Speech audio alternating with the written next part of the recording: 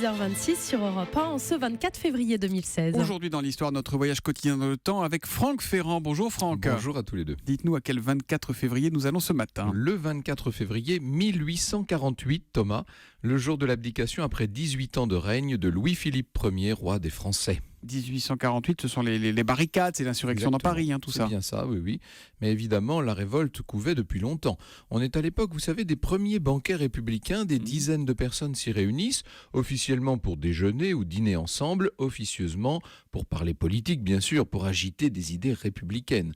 Ces opposants à la monarchie de Juillet se sont organisés depuis des mois pour contourner l'interdit qui frappe les réunions publiques, sauf que personne n'est dupe, surtout pas le pouvoir en place qui voit dans ces banquets à juste titre, une menace pour le gouvernement. Bon, il décide donc de les interdire, ces banquets, le gouvernement. Le 22 février 48 devait avoir lieu un de ces banquets. Eh bien, il est interdit par les autorités. C'est l'étincelle qui manquait aux foules pour s'enflammer.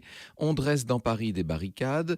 Le 23, une manifestation dégénère. Il y a des soldats qui tirent et tuent 52 insurgés. Ah oui. La ville est à feu et à sang. Le roi Louis-Philippe a beau renvoyer Guizot, très impopulaire, et rappeler Thiers aux affaires. Rien n'y fait. Il est déjà trop tard.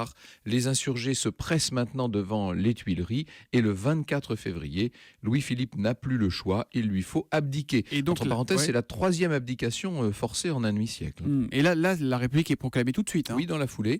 Notez qu'elle ne va pas durer bien longtemps, cette République, puisque le président élu en décembre 48, Louis-Napoléon Bonaparte, va faire un coup d'État contre elle 3 ans plus tard. Mais enfin, ça, c'est une autre histoire. Et oui, ça sera bientôt le Second Empire, c'est ça. Exactement. L'histoire, on la retrouve tout à l'heure. À 14h avec vous nous parlerez de quoi, Franck ? On va évoquer la personnalité truculente de la princesse Palatine. Au cœur de l'histoire, rendez-vous à 14h tout à l'heure avec Franck Ferrand. À tout à l'heure. Bonne journée.